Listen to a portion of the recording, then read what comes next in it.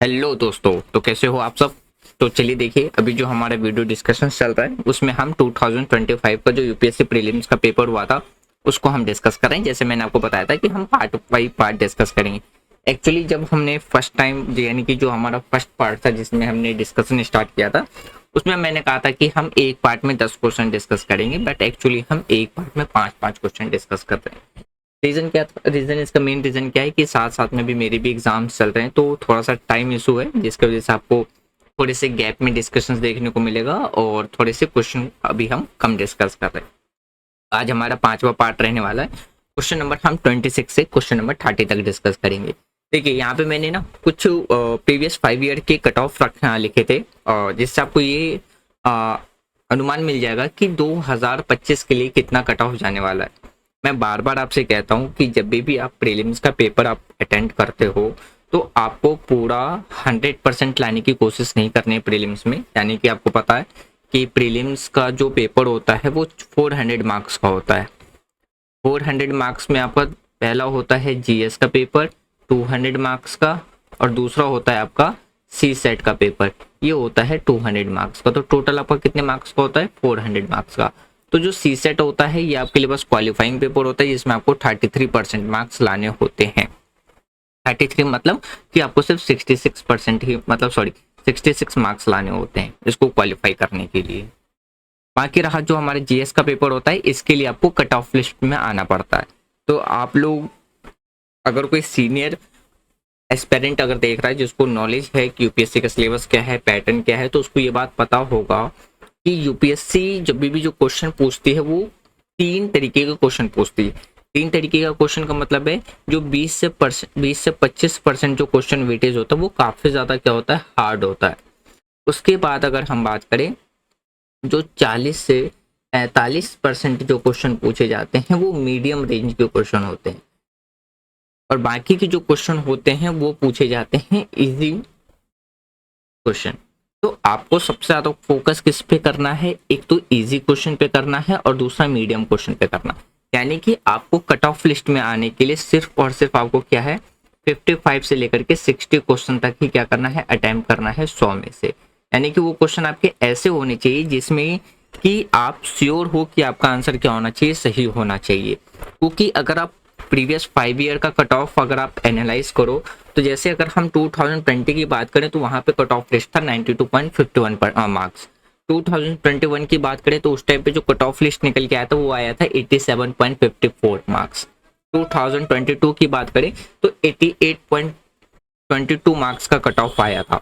2023 की बात करें तो सबसे कम कट ऑफ आया था जनरल के लिए 75.41 मार्क्स। 2024 यानी कि प्रीवियस ईयर की बात करें तो 87.98% क्या आया, मतलब सॉरी 87.98 मार्क्स आया था कट ऑफ लिस्ट।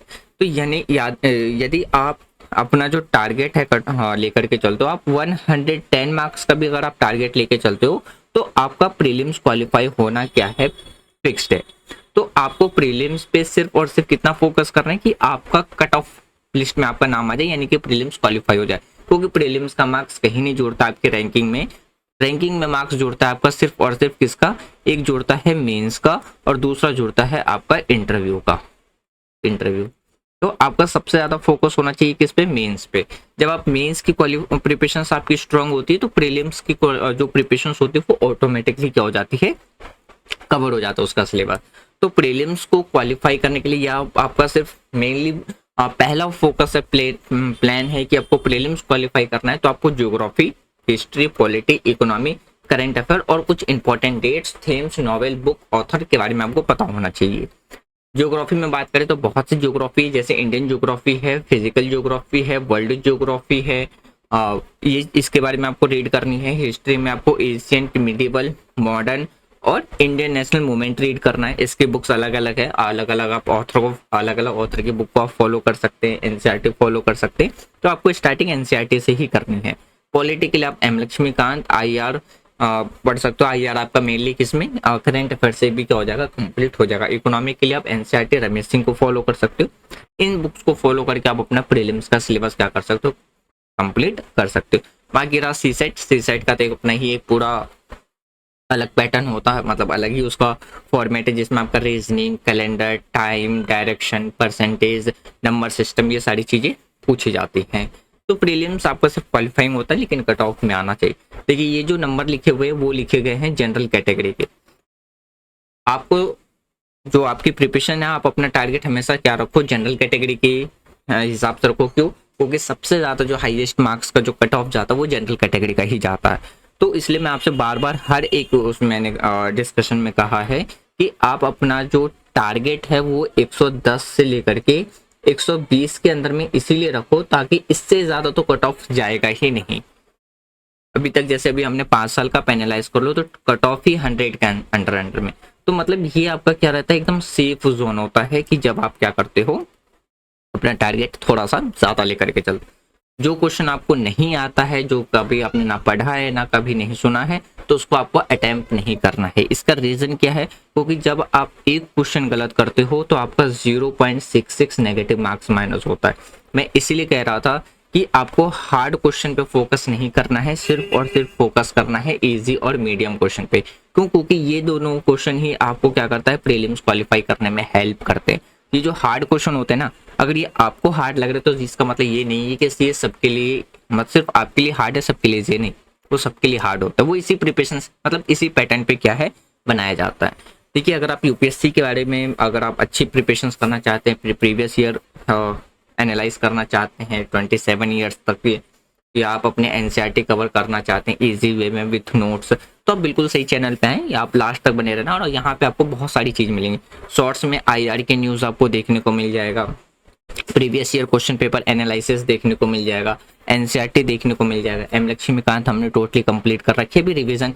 ये हमारे जैसे ही हमारी ये डिस्कशंस कंप्लीट होगा, हम रिवीजन फिर फटाफट स्टार्ट कर देंगे।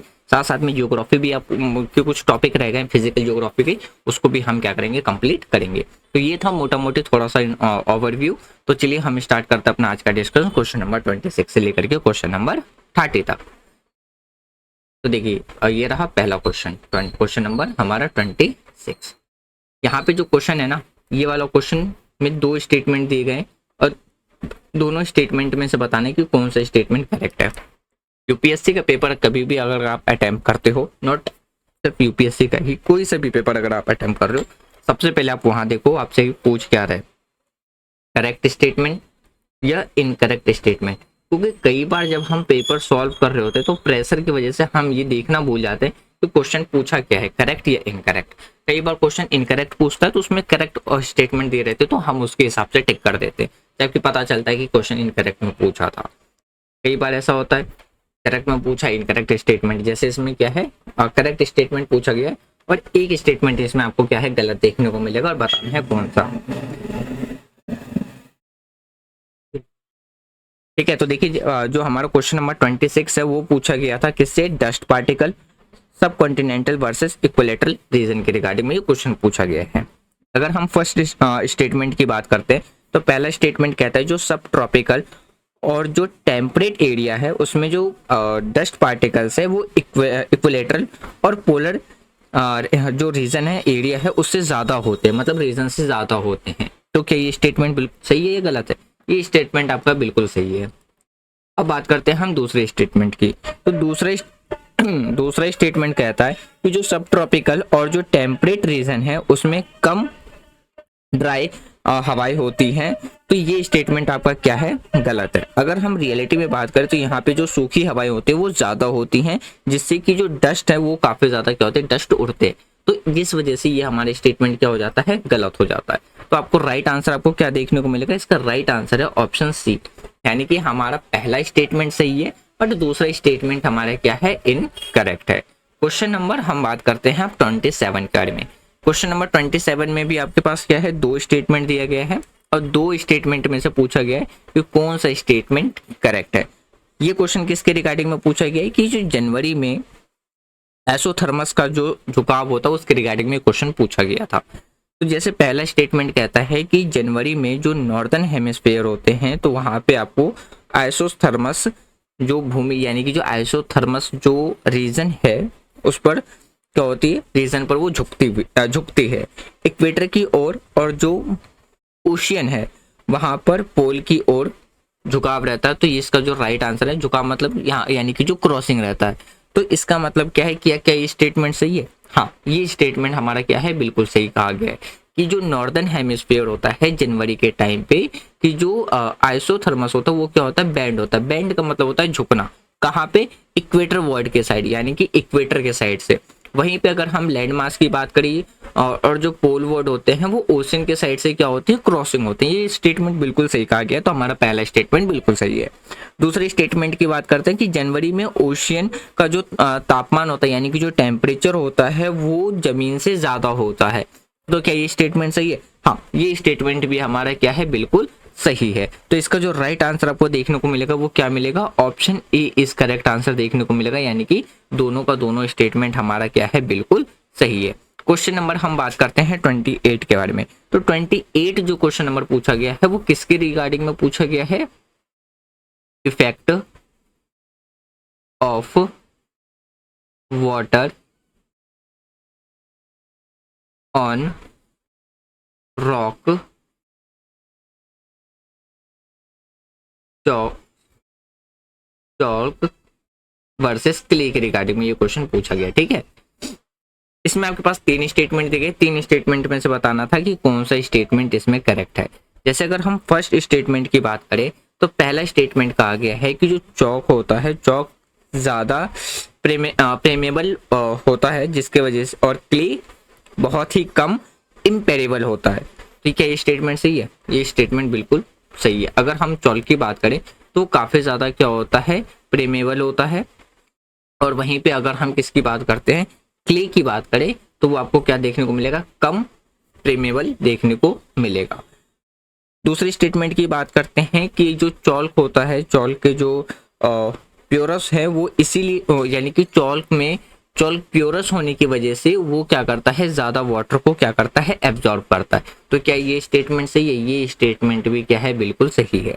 तीसरा स्टेटमेंट में कहा गया है कि जो क्ले है उसमें प्योरस नहीं होता है इसलिए वो वाटर एब्जॉर्ब नहीं करता। तो ये स्टेटमेंट यहाँ पे गलत है। क्यों? क्योंकि इसमें कम क्वांटिटी में क्या होता है, यानी कि जो प्योरस होता है, तो जिसकी वजह से ये क्या करता है, पानी को थोड़ा सा एब्जॉर्ब कर लेता है, यानी कि बहुत ही कम क्या होता है, ये प्रेमेबल होता है। ठीक है, तो इसलिए हमारे ये स्टेटमेंट हमारा क्या बन जाता है, गलत बन जाता है। तो राइट आंसर हमारा इसके लिए क्या निकल के आता है, ऑप्शन सी निकल करके आता है, यानी कि only second and third statement correct, but statement sorry only one of the statement second and third is correct, and जो तीसरा है वो हमारा क्या है, गलत है। ठीक है, नेक्स्ट क्वेश्चन देखते हैं।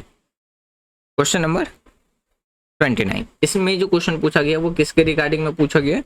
ये आपसे पूछा गया है एटमॉस्फेयर और टेम्परेचर के रिगार्डिंग से जुड़ा हुआ क्वेश्चन है। इसमें भी 3 स्टेटमेंट है और इसमें से बताने की कौन सा स्टेटमेंट क्या है इसमें करेक्ट है। जैसे अगर हम फर्स्ट स्टेटमेंट की बात करें तो इसमें कहा गया है विदाउट एटमॉस्फेयर जो टेम्परेचर है वो क्या होता है, काफी जगह पे बिलो फ्रीजिंग पॉइंट देखने को मिलेगा हर जगह पे, जो भी अर्थ के सरफेस है, यानी कि बिना टेम्परेचर तापमान हर जगह आपको क्या देखने को मिलेगा, फ्रीजिंग से नीचे होता हुआ नजर आएगा। पहला स्टेटमेंट कहा गया है। दूसरे स्टेटमेंट में क्या कहा गया है कि जो एटमॉस्फेयर है वो हीट को एब्जॉर्ब करता है और एवरेज टेम्परेचर को बनाए रखता है। पहला और दूसरा दोनों स्टेटमेंट सही है। तीसरे स्टेटमेंट की बात करते हैं तो इसमें कहा गया जैसे कि लाइक कार्बन डाइऑक्साइड गैस, यानी कि जो हमारा CO2 गैस है, जैसे रेडिएशन को एब्जॉर्ब करता है और वो ट्रैप करता है। तो क्या ये स्टेटमेंट सही? ये स्टेटमेंट भी बिल्कुल सही है। अब जैसे देखिए अगर हम CO2 गैस की बात करें ना तो ये क्या करता है, हीट को बाहर निकलने से रोकता है, तभी हमें क्या देखने को मिलता है, ग्लोबल वार्मिंग देखने को मिलता है। जैसे मान लीजिए हमारा अर्थ का सरफेस है और यहाँ पे जो CO2 का जो लेयर बन जाएगा, तो आपने जनरल ज्योग्राफी में पढ़ा होगा कि जो नाइट के टाइम पे जो हीट होती है वो क्या होती है, बाहर को जाती है। तो ये जो CO2 गैस होता है ना, ये क्या करता है, इसको ट्रैप कर देता है। तो जिसकी वजह से हीट प्रॉपरली रिड्यूस या बाहर रिमूव नहीं हो पाती है, तो जिसकी वजह से हमें क्या देखने को मिलता है, टेम्परेचर इंक्रीज देखने को मिलता है। तो हमारा तीनों ही स्टेटमेंट सही है और इसका जो राइट आंसर देखने को मिलेगा option c is correct answer देखने को मिलेगा। नेक्स्ट क्वेश्चन देखिए, अगला जो क्वेश्चन पूछा गया है ये पूछा गया है आपका किससे, राष्ट्रीय गोकुल मिशन के रिगार्डिंग में क्वेश्चन पूछा गया है। इसमें आपके पास 2 स्टेटमेंट है और 2 स्टेटमेंट्स में बताने की कौन सा स्टेटमेंट है। कुछ क्वेश्चन आपसे किससे पूछे जाते हैं, मिशन के बारे में भी पूछे जाते हैं, जो कि रिसेंटली किस में रहते हैं, करंट अफेयर में रहते हैं। इसलिए मैंने कहा था कि करंट अफेयर के भी क्वेश्चन रहते हैं। करंट अफेयर में क्वेश्चन जो मेनली देखने को मिलेगा वो IR से रिलेटेड देखने को मिलेगा, मिशन से रिलेटेड देखने को मिलेगा, या अगर हम बात करते हैं स्कीम से रिलेटेड देखने को मिल जाएगा। कुछ क्वेश्चन करंट अफेयर से भी बहुत ज़्यादा इंपॉर्टेंट निकल के आता है। और स्पेशली अगर आप ज्योग्राफी की बात कर लो तो किसी अगर यानी कि लेक, रिवर, कंट्री के लोकेशंस के बारे में भी पूछ लिया जाता है। तो जैसे पहला स्टेटमेंट कहा गया है कि जो रूरल एरिया है यानी कि it is important for the upliftment of rural poor as majority of low producing ingenious animals like with small and marginal farmers and landless labours. अब इसका मतलब क्या है कि इसमें कहा गया है कि जो रूरल पुअर है और जो छोटे किसानों की जो क्या है वो मदद करता है। बिल्कुल सही स्टेटमेंट है। दूसरे स्टेटमेंट की बात करते हैं कि दूसरे स्टेटमेंट में कहा गया है कि जो देसी गाय भैंस है, गाय भैंस को पालना और उनको संरक्षण करना, एक वैज्ञानिक तरीके से उन्हें बढ़ावा देना। तो क्या ये सही है? बिल्कुल, ये भी दोनों ही के दोनों स्टेटमेंट क्या है, बिल्कुल सही दिया गया है। किसके रिगार्डिंग में? राष्ट्रीय गोकुल मिशन के रिगार्डिंग में। तो इसका जो राइट आंसर बन जाएगा वो आपका बन जाएगा ऑप्शन सी। क्योंकि इसमें पूछा गया था मतलब करेक्ट क्वेश्चन, यही अगर इनकरेक्ट पूछता तो आंसर हो जाता डी। तो इस तरीके से आपको क्या करना है, अपने क्वेश्चंस को सॉल्व करना है। पहले आपको ये देखना है कि करेक्ट पूछा या इनकरेक्ट, उसके बाद आपको क्या करना है, अटेम्प्ट करना है। तो जैसे आपको क्वेश्चन रीड करने से एनालाइज मतलब पता चल गया होगा कि क्वेश्चन को जो बैकग्राउंड है वो कहाँ से। जैसे ये वाला जो क्वेश्चन है वो आपका किससे निकल के आता है, फिजिकल जियोग्राफी का क्वेश्चन निकल के आता है। क्वेश्चन नंबर अगर हम 28 की बात करें तो ये भी हमारा किसका निकल के आता है, ये भी हमारा ज्योग्राफी का क्वेश्चन निकल कर के आता है। क्वेश्चन नंबर अगर हम 29 की बात करें तो ये भी हमारा क्या है, ज्योग्राफी का क्वेश्चन है। ठीक है। और क्वेश्चन नंबर अगर हम 30 की बात करें तो ये आपका किसका देखने को मिलेगा, ये आपको करंट अफेयर का मिशन वाले जो स्कीम्स होते हैं ना, स्कीम मिशन वाले, तो वहां से ये क्वेश्चन आपको क्या है देखने को मिलेंगे। तो फ्रेंड्स ये था हमारा आज का डिस्कशन, जिसमें हमने टोटल आज 5 क्वेश्चन डिस्कस करे।